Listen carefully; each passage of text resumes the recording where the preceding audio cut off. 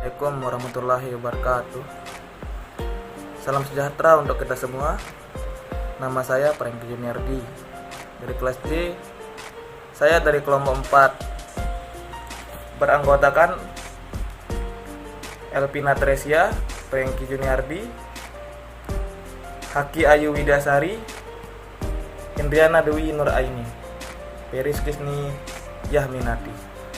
Di video kali ini saya akan mengawali pembukaan materi tentang HCCP pembuatan donat kentang dari kelompok kami. Pertama-tama kita panjatkan puja dan puji syukur kita kehadiran Allah Subhanahu wa taala yang telah memberikan kita hidayahnya sehingga PowerPoint ini dapat tersusun hingga selesai. Tidak lupa kami mengucapkan terima kasih atas bantuan dari pihak yang telah berkontribusi dengan memberikan sumbangan pikiran maupun materinya. Kami berharap semoga dengan PowerPoint ini dapat menambah pengetahuan dan pengalaman para pembaca. Kami yakin masih banyak kekurangan dalam penyusunan PowerPoint ini karena keterbatasan pengetahuan dan pengalaman. Untuk itu kami sangat mengharapkan kritik dan saran membangun dari membaca demi kesempurnaan makalah ini. Alasan kelompok kami memilih judul ini: 1. Alat dan bahan yang cukup mudah.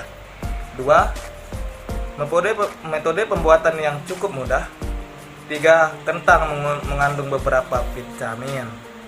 Alasan dokumen ini dibuat guna memenuhi tugas mata kuliah hygiene dan sanitation, pengenalan HCCP pembuatan donat kentang, mencegah terjadinya bahaya dan sebagai jaminan mutu pangan bagi konsumen. Halo, nama saya Peris Kisni Yahminati dari kelas C. Di sini saya akan sedikit menjelaskan tentang deskripsi produk dan identitas target pembeli. Untuk deskripsi produk dan penjelasannya sebagai berikut. Donat itu sendiri adalah makanan yang digoreng, dibuat dari adonan tepung terigu, gula, telur, dan mentega. Donat yang paling umum adalah donat berbentuk cincin dengan lubang di tengah. Adapun cara pembuatannya bisa dengan menyatukan kedua ujung sisinya dan membentuk lingkaran seperti cincin, atau dengan cara menggunakan pemotong otomatis dan langsung membentuk bulatan cincin di tengah. Donat termasuk golongan makanan penutup dengan cara penyajiannya digoreng. Kita bisa melihat tabel berikut. Nama produknya adalah donat kentang. Komposisi bahan baku tepung, terigu, dan kentang. Bahan tambahannya bisa menggunakan susu, kuning telur, mentega, dan gula pasir. Untuk susunya bisa menggunakan susu bubuk ataupun susu kental manis sesuai selera. Karakteristiknya bentuk bulat dengan lubang di tengah. Tetapi ada juga donat yang menggunakan isian di dalamnya. Metode pengolahan dengan cara digoreng. Pengemasan primernya menggunakan plastik PP, pengemasan sekundernya menggunakan wadah ataupun kontainer plastik. Kondisi penyimpanan bisa disimpan di suhu ruangan dan bisa disimpan di suhu pendingin ataupun kulkas.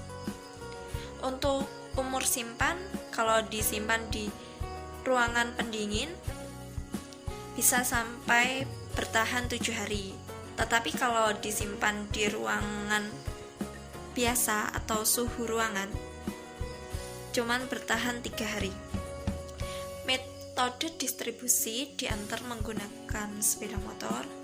Target distribusinya adalah semua kalangan karena ini makanan sehat, tidak menggunakan zat-zat yang berbahaya.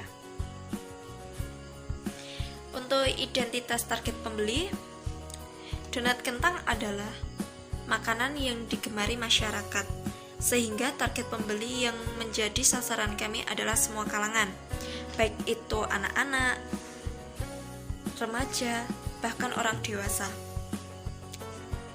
Karena tidak menggunakan zat-zat yang berbahaya, maka makanan ini bisa dimakan oleh semua kalangan.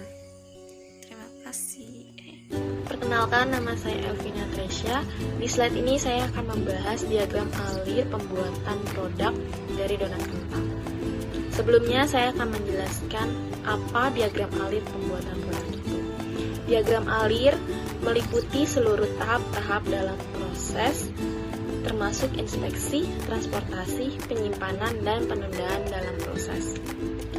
Lalu mencakup bahan-bahan yang dimasukkan ke dalam proses seperti bahan baku, pengemasan, air, dan bahan kimia. Dan keluaran dan proses seperti limbah, pengemasan bahan baku, produk in progress, produk rework, dan produk yang dibuang atau ditolak. Selanjutnya saya akan menjelaskan diagram alir proses pembuatan dari donat kentang.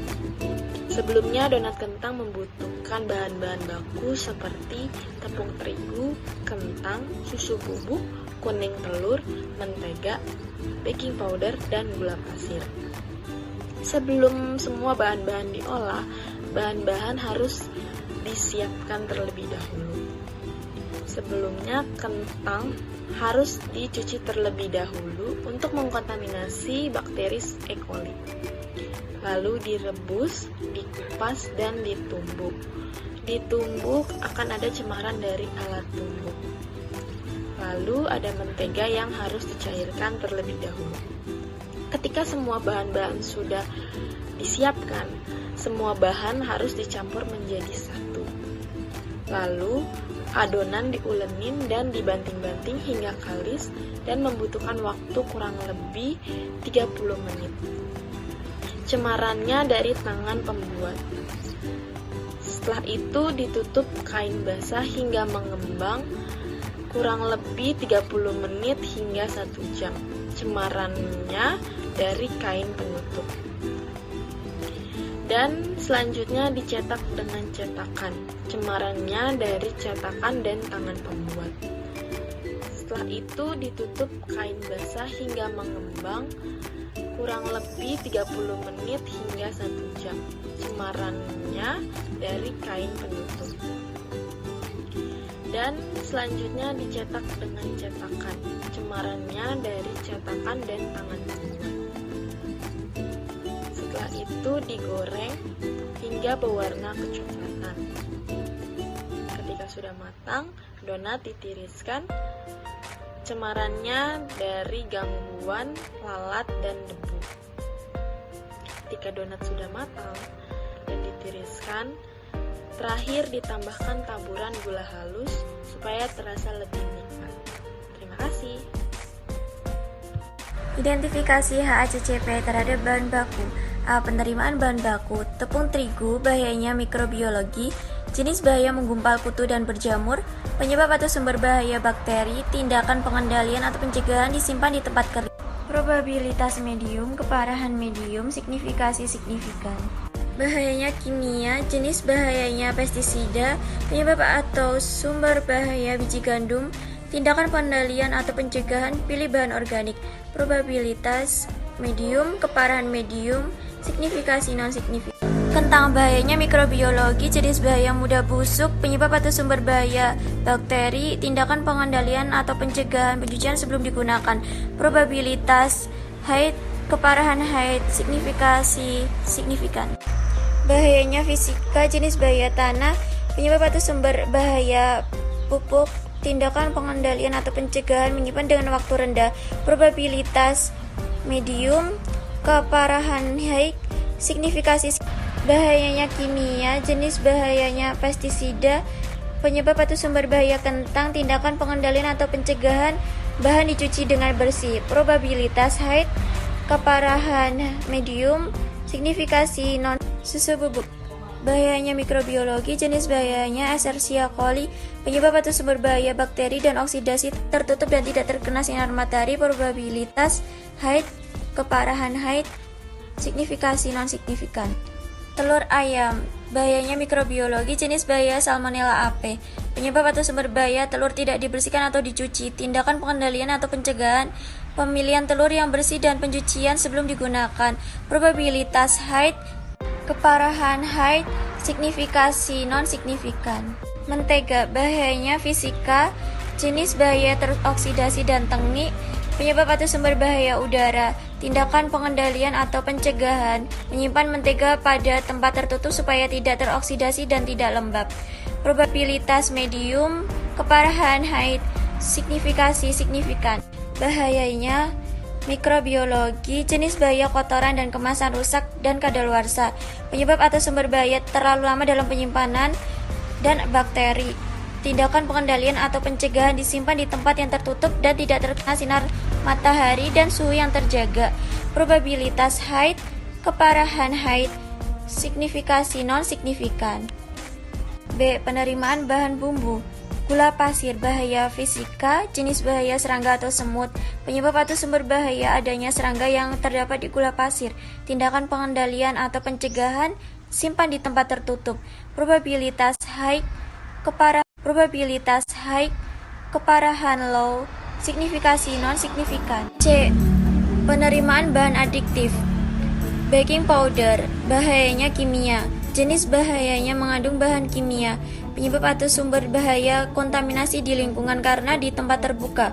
Tindakan pengendalian atau pencegahan, menyimpan di tempat tertutup dan gunakan sesuai takaran.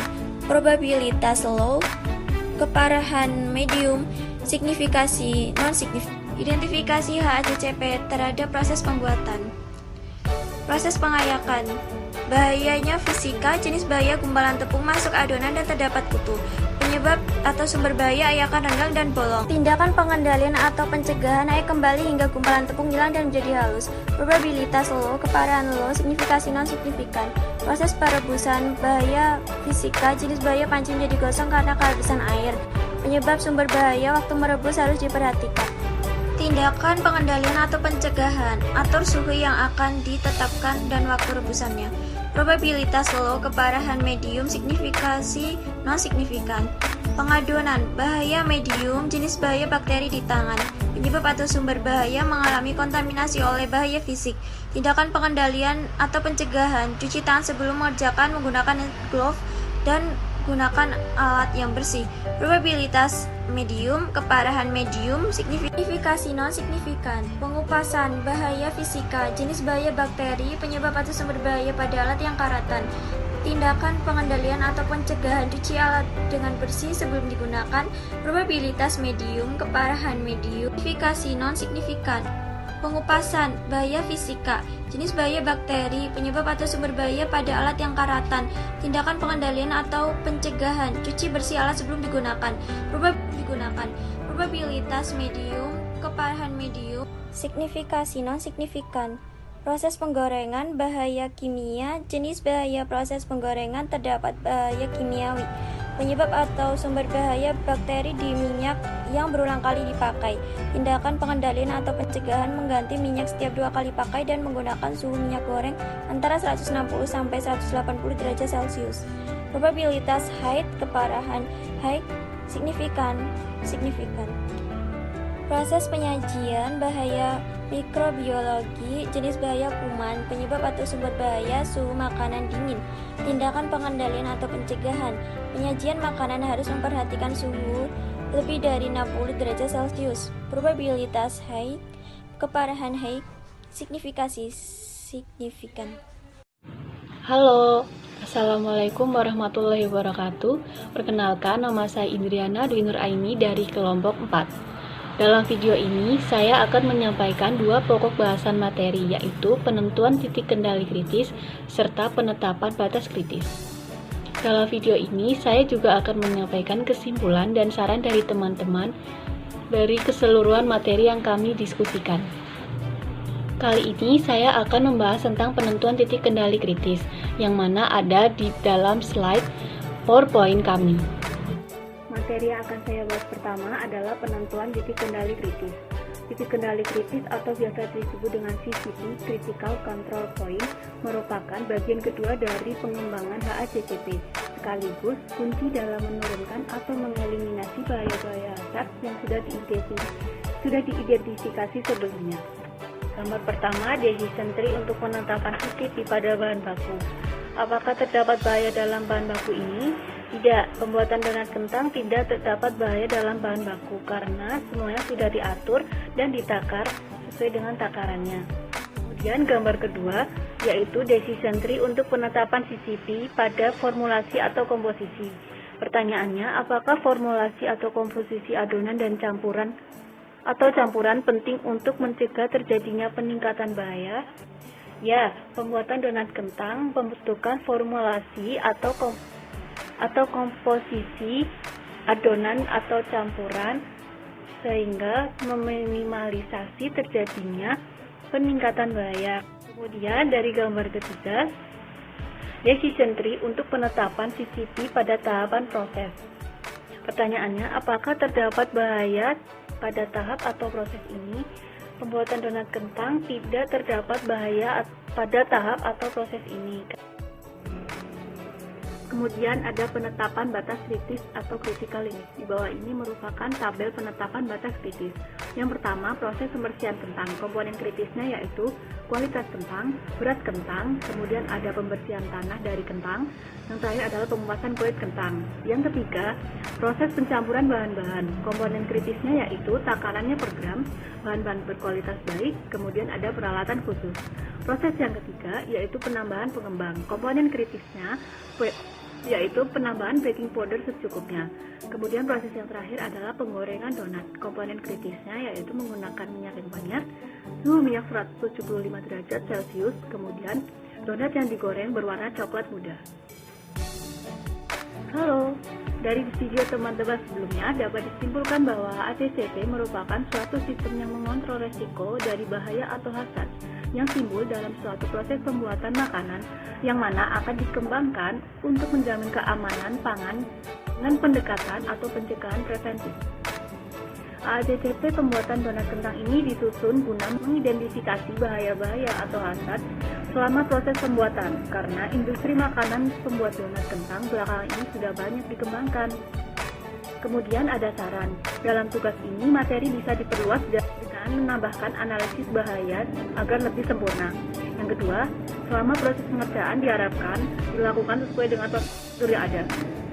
Yang ketiga, tim yang membuat ADCP donat kentang harus menguasai materi sehingga dalam penyusunan tugas ini bisa diselesaikan. Yang keempat, bagi pembaca diharapkan membaca tahapan dari awal hingga akhir secara teliti guna menghindari kesalahan yang ada. Sekian video yang dapat kami presentasikan. Apabila banyak kesalahan, kami mohon maaf. Wassalamualaikum warahmatullahi wabarakatuh.